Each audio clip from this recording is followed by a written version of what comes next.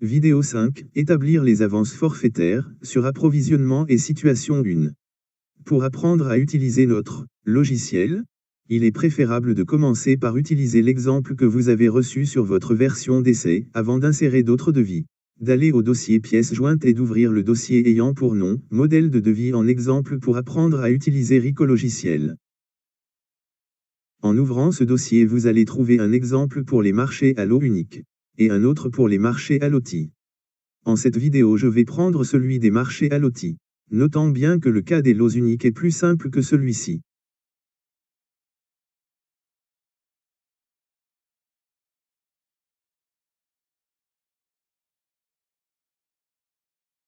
Je pars vers mon logiciel déjà ouvert, et je fais entrer mon login et mon mot de passe pour commencer mon travail.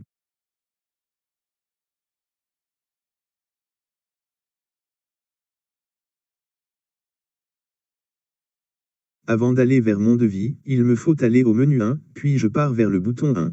Données du marché. Pour rendre encore plus riche cet exemple, je vais insérer un taux pour l'avance forfaitaire qui bien sûr ne peut dépasser les 15%. Puis une avance sur Appro que je vais choisir maximale, donc 35%. Aussi je vais supposer que j'ai accordé un rabais que je vais fixer à 4%, et une retenue de garantie de 5% aussi. Je n'ignore pas que depuis le Code des marchés publics 15247 de 2015, on cautionne les marchés. Mais reste comme même, que ce n'est pas le cas pour les startups, les entreprises de cadransage, et les marchés dont le montant dépasse 1 milliard de dinars. Vu que c'est toujours de retenue sur leur situation ou facture. Je ferme ce menu pour revenir au menu principal. Et vu que mon devis existe déjà sur cette version telle qu'on va le voir.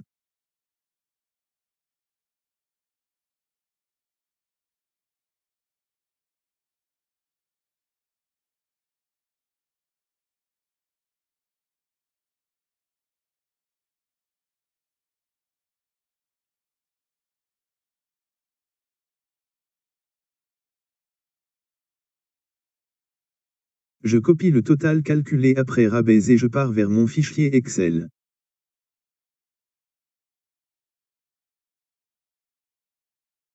Je copie mon total ici, puis je vais insérer le taux de rabais que j'ai supposé.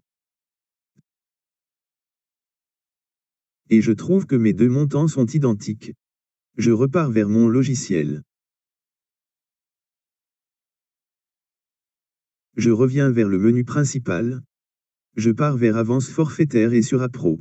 Je commence par la première étape en laquelle je vais insérer le numéro de la situation, je lui donne le numéro 1, et je ferme.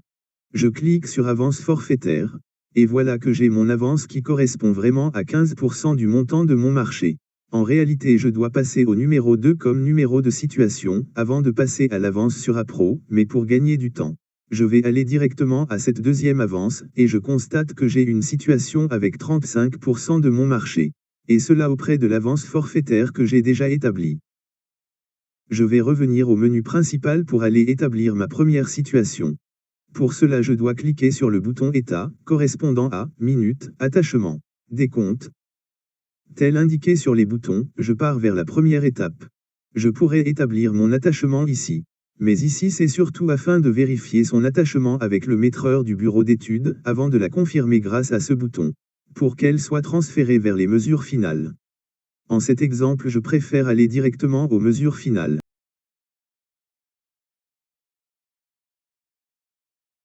Je positionne mon curseur ici et je clique sur cette liste déroulante où je vais retrouver les articles de mon marché. Je désigne un article.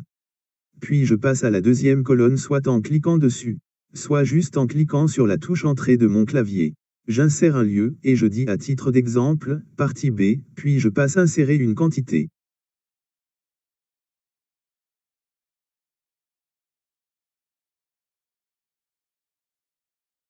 Je pars vers cette case qui dit « Pièces jointes ».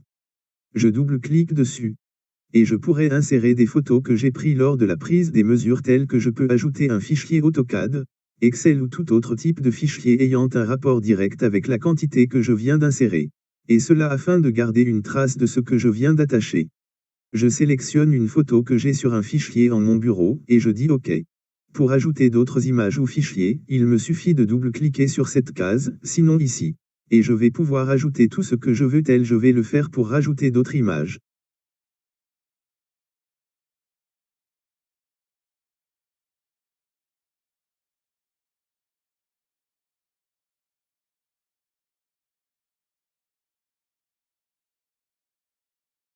Les pièces jointes ne sont plus liées. Donc ne dépendent plus de la source depuis laquelle je les ai téléchargées. En cliquant sur cette flèche discrète, je pourrai avoir un petit aperçu sur ce que j'ai déjà attaché. Par contre, et si j'ai envie d'avoir une vision encore plus grande, il me suffit de double-cliquer sur cette case, puis je sélectionne la photo ou le document que j'ai envie de visualiser, et je clique sur Ouvrir.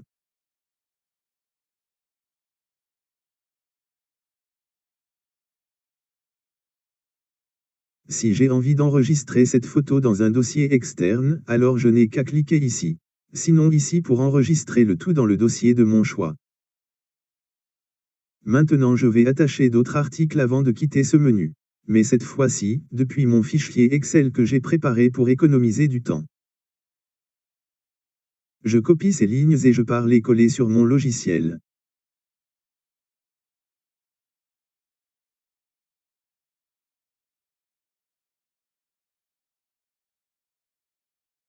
Je vais supposer que mon attachement se limite à ce que je viens d'insérer.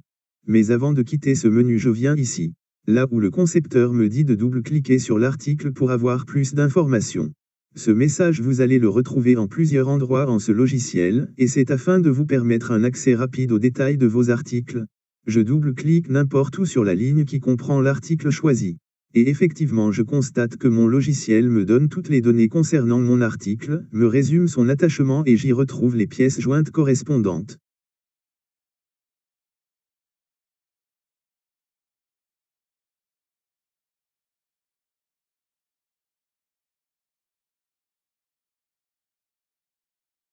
Je quitte ce menu, mais avant de quitter ce second, je vais changer la date en quelques cases. Je vais mettre le 25 décembre ici.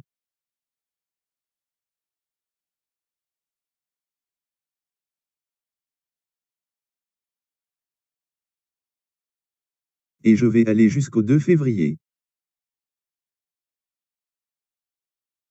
Je ferme ce menu. Et je ferme celui-ci aussi pour revenir à la facturation. Je pars vers l'étape numéro 2. Je dois insérer la date de début de ma situation. Ou plus exactement la première date en laquelle j'ai commencé à attacher pour ma présente situation, et qui est le 25 décembre en mon exemple. Puis je vais insérer la date finale qui est le 31 janvier. C'est mon premier attachement et ma première situation. Donc ces deux cases vont rester inchangées. Je clique ici pour revenir au menu précédent, puis aller à la troisième étape. Je clique sur ce bouton et je retrouve ce message qui me demande si le BET est signataire oui ou non de votre décompte et situation, et cela dépend de mon projet. Je clique sur Suivant et je patiente le temps que mon logiciel met de l'ordre en tout ce que j'ai inséré et me donne ma situation et mon DGD. J'arrive sur ce menu final. Et je vois depuis ce que me dit ce menu que j'ai tout dont j'ai besoin, donc minutes, attachement avec, et sans les travaux sup. Ainsi qu'avec la signature du maître de l'ouvrage. J'ai mon décompte, ainsi que le décompte des travaux supplémentaires. Ma situation ainsi que le verso de la récap, et le verso vierge. Je commence à visualiser ces états et vous allez voir le résultat de chaque élément. Minutes.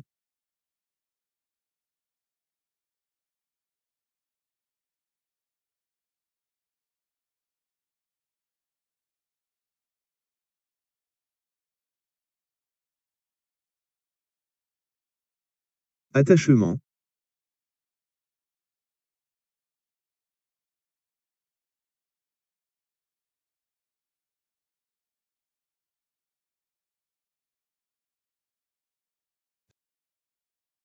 Attachement simple juste avec le total du mois.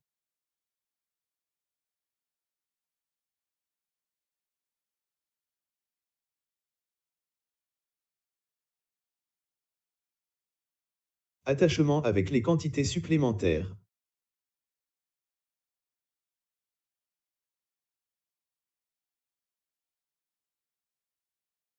Attachement avec signature du maître de l'ouvrage.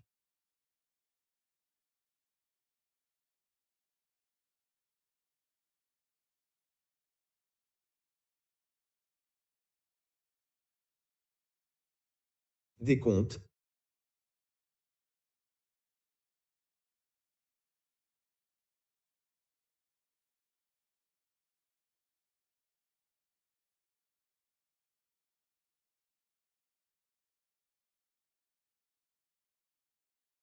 Décompte des travaux sup.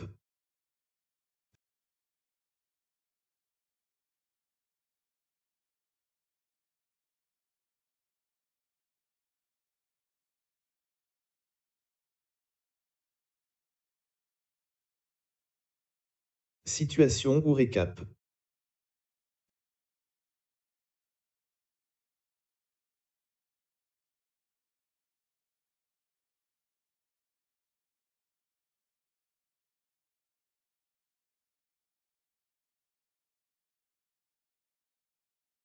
Verso de la récap. Et si vous le voulez vierge, alors cette touche vous permet de la voir.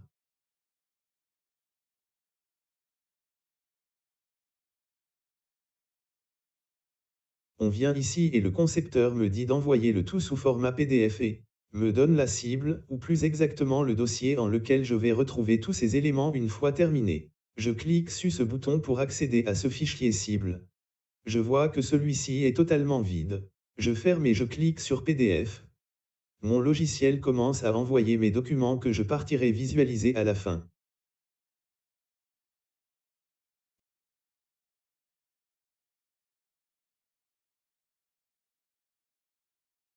Et voilà que je les retrouve donc tout prêt à l'impression.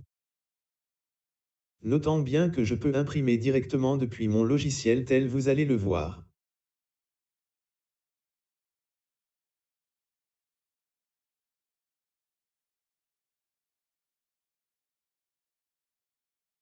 Je prends la minute en exemple.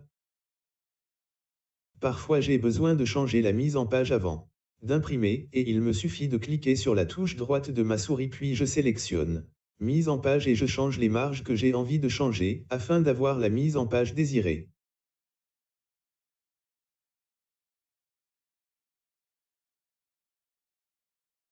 Puis pour imprimer, il suffit d'un clic droit sur ma souris et je sélectionne imprimer.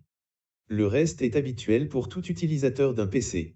Ainsi se termine cette présentation, et nous vous invitons à voir la prochaine vidéo, en laquelle nous allons établir plusieurs situations, des avenants ainsi que des DGP, et le DGD.